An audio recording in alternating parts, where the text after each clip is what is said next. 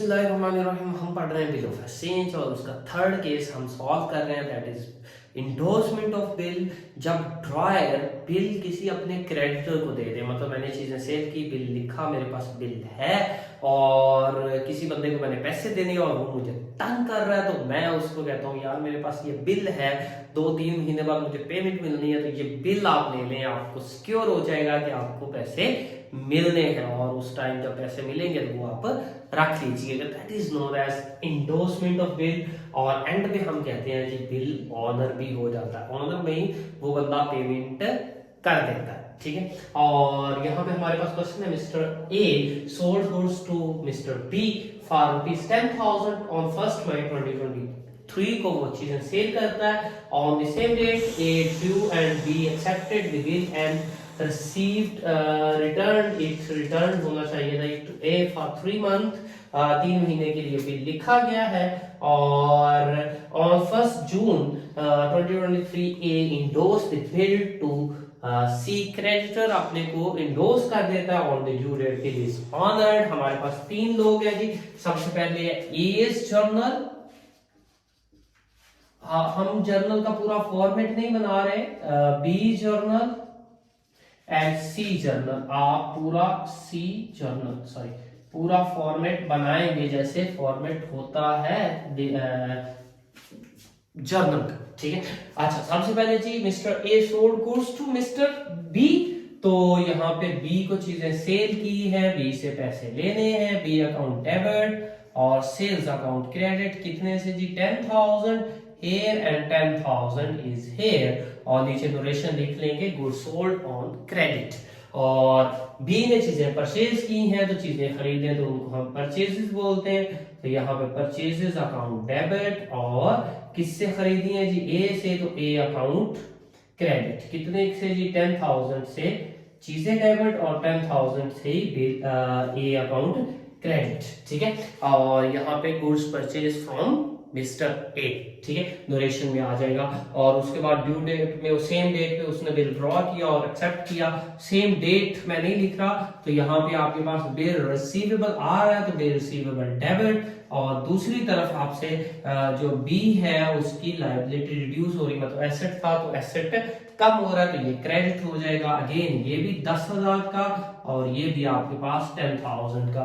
दूसरी तरफ इसकी लायबिलिटी रिड्यूस हो रही है, ए को पैसे इसने देने थे, आपको पैसे नहीं देने बल्कि उसके बदले में क्या करना है? बिल की पेमेंट करनी है।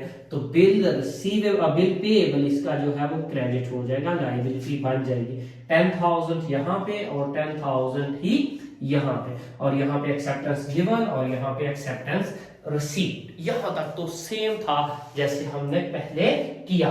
और इसके बाद 3 मंथ का बिल लिखा गया कि ऑन 1 जून, यानी कि 1 महीने बाद ए इंडोर्स्ड बिल। इंडोर्स हमने पहले बात कर ली कि बिल तीसरे बंदे को दे दिया जिसको पैसे देने थे, ठीक है। तो सबसे पहले जी अगर हम ए के अकाउंट में देखें तो ए से जा क्या रहा है? बिल रिसीवेबल, तो ये तो हो जाएगा क्रेडिट। कितने का जी? 10,000 का, ठीक है। और दूसरी तरफ अगर आप थोड़ा सा इसको डिटेल में देखना चाहें तो मैं इससे नीचे रफ एंट्री ऐसे ही आपको पास करके दिखाता हूं। मतलब सी को हमने पैसे देने हैं, तो मतलब पैसे जिसको देने होते हैं वो होता क्या? अज्यूम करें कि हमने सी से चीजें खरीदी थी, तो वो चीजें हमारे पास क्या हुई होंगी? परचेजेस अकाउंट डेबिट और सी अकाउंट जो है वो क्रेडिट। अब सी को क्या दे रहे हैं? पैसे दे रहे हैं या बिल दे रहे हैं, एक ही बात है। तो ये जो हमारी लायबिलिटी है, इस लायबिलिटी में क्या हो रहा है? डिक्रीज हो रहा है, तो ये क्या हो जानी चाहिए? डेबिट हो जानी चाहिए। सी अकाउंट यहाँ पे क्या हो जाएगा? डेबिट हो जाएगा। ये एंट्री नहीं है, वैसे आपको समझाने के लिए बताया है। अगर ना समझ आए तो सिंपल वर्ड में बिल आपसे जा रहा है, बिल क्रेडिट हो जाएगा और जिसको बिल दे रहे हैं वो क्या हो जाएगा?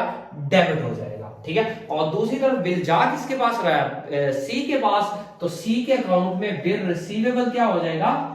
डेबिट। कितने से जी? 10,000 से। और क्रेडिट क्या होगा? अब इसने क्यों पैसे लेने हैं जी? क्या उसे बोलते हैं? ए से पैसे लेने हैं ना, तो जिससे पैसे लेने हो वो होता है डेबिट, अकाउंट रिसीवेबल, ठीक है। और दूसरी तरफ अज्यूम कर ले हमने चीजें सेल की थी, तो इसलिए इसको इससे पैसे लेने थे ए से। अब पैसे ले रहे हैं तो ए क्या हो जाएगा? क्रेडिट हो जाएगा। तो यहाँ पे टू ए अकाउंट क्या हो जाएगा? क्रेडिट, ठीक है। अगर समझ ना आए तो सिंपल वर्ड में हमारे पास बिल आ रहा है, सी के पास बिल आ रहा है, कहां से आ रहा है, ए से, तो ए को इसलिए क्रेडिट कर रहे हैं, यही समझ लीजिएगा, ठीक है। Bill received in acceptance of account receivable और बिल इंडोर्स टू सी, ठीक है। यहाँ पे हमने बिल सी को इंडोर्स किए, यहाँ पे इसके सामने भी अमाउंट 10,000 आ जाएगी, ठीक है। On the due date bill is honoured, bill जो है वो लास्ट डे को पेमेंट उसकी कर दी है, किसने दी, बी ने।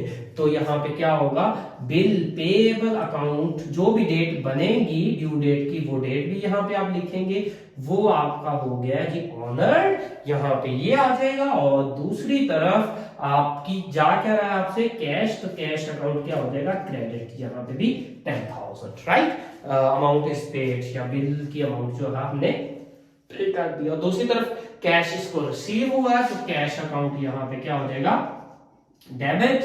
और दूसरी तरफ कहां से कैश आया जी, बिल रिसीवेबल से, तो बिल रिसीवेबल क्या हो जाएगा, क्रेडिट, ठीक है।